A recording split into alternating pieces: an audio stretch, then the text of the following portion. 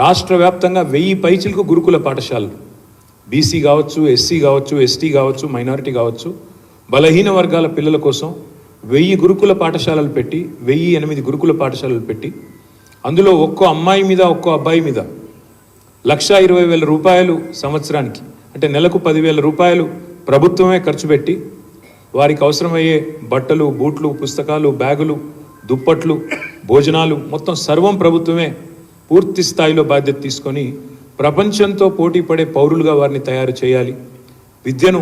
అద్భుతమైన నాణ్యమైన విద్యను అందించాలి అనే ఒక సమున్నత ఆశయంతో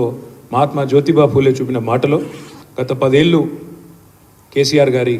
ప్రభుత్వం ముందుకు నడిచింది. అందులో భాగంగా కేవలం హై స్కూల్ విద్య వరకే పరిమితం కాకుండా తదనంతరం ఉన్నత విద్యకి గ్రాడ్యుయేషన్ కావచ్చు, పోస్ట్ గ్రాడ్యుయేషన్ కావచ్చు, దానిలో కూడా మరి భారతదేశంలో బహుశా ఏ ముఖ్యమంత్రి చేయనంత గొప్పగా దాదాపు 9-10 వేల మంది విద్యార్థులకు ఒక్కొక్కరికి 20 లక్షల రూపాయల చొప్పున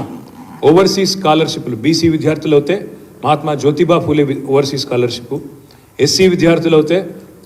డాక్టర్ బిఆర్ అంబేద్కర్ పేరిట ఓవర్సీస్ స్కాలర్షిప్, అదేవిధంగా మైనారిటీ విద్యార్థులైతే మౌలానా అబుల్ కలాం ఆజాద్ పేరు మీద ఓవర్సీస్ స్కాలర్షిప్, ఆఖరికి పేద బ్రాహ్మణ విద్యార్థులు ఉంటే వారికి కూడా స్వామి వివేకానంద పేరిట పెట్టిన ఓవర్సీస్ స్కాలర్షిప్తో విద్య అందరికీ అందాలి, విద్య ద్వారా వచ్చే సమానత్వం, విద్య ద్వారా వచ్చే ప్రయోజనాలు సమాజంలోని ప్రతి ఒక్కరికి అందాలనే ఉదాత్తమైన ఆశయంతో పనిచేసిన ప్రభుత్వం తెలంగాణ తొలి ప్రభుత్వం కేసీఆర్ గారి నాయకత్వంలో. విద్యకు మాత్రమే పరిమితం కాకుండా, విద్యా ఉపాధి అవకాశాల కాడికి మాత్రమే పరిమితం కాకుండా, టాటాలు బిర్లాలు మాత్రమే కాదు, తాతల నాటి కులవృత్తులు కూడా అంతే ముఖ్యమని గ్రహించిన సమాజంలోని ఒక వాస్తవికమైన పరిస్థితిని అర్థం చేసుకొని దానికి ఆచరణాత్మకమైన రూపునిచ్చిన నాయకుడు కేసీఆర్ గారు. కేసీఆర్ గారు మాతో ఎప్పుడు చెప్తూ ఉండేవారు, మేము ప్రభుత్వంలో ఉన్నప్పుడు మాట్లాడితే మీరు స్కిల్ డెవలప్మెంట్ అంటారయ్యా, స్కిల్ డెవలప్మెంట్ అంటారు కరెక్టే, కానీ ఆల్రెడీ మన సమాజంలో డెవలప్ అయి ఉన్న స్కిల్ సంగతి ఏంది? ఇప్పుడు ఒక పద్మశాలి సోదరుడికి, ఒక నేతన్నకు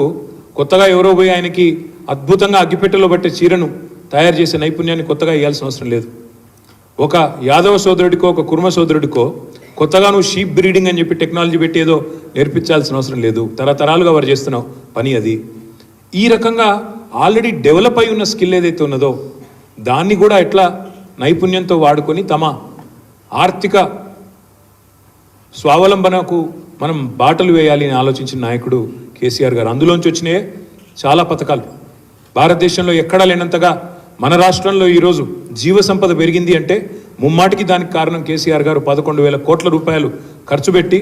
ప్రతి యాదవ కుటుంబానికి, ప్రతి కుర్మ కుటుంబానికి ఆ జీవాలను అందించిన ఒక అద్భుతమైన ఆలోచన అందులోంచి వచ్చింది. ఇవాళ నేతన్నలు బలవన్మరణానికి పాల్పడే పరిస్థితి నుంచి నేతన్నలు చేనేత మిత్ర ద్వారా, నేతన్నకు చేయూత ద్వారా, ప్రభుత్వం ఇచ్చే ఆర్డర్ల ద్వారా నెలకు మరి ఆత్మహత్యలన్నీ పోయి బ్రహ్మాండంగా తాము సంతోషంగా తమ పిల్లా పాపతో గడిపే పరిస్థితి కేసీఆర్ గారి ప్రభుత్వం నేతన్నల జీవితాల్లో తీసుకొచ్చిన ఒక మార్పు. అదేవిధంగా ఇతర బలహీన వర్గాలకు, గౌడ సోదరులకి చెట్ల పన్ను మాఫీ చేసిన, అదేవిధంగా వైన్స్లో రిజర్వేషన్లు తెచ్చిన, నీరా పాలసీ తెచ్చిన, ఓవరాల్గా మరి ఆ కులవృత్తిని ప్రోత్సహించిన దానికి కూడా తప్పకుండా కేసీఆర్ గారికి, ఆయన ప్రభుత్వానికి, ఆయన ఆలోచన విధానానికి ఒక తార్కాణం అనే మాట చెప్పక తప్పదు.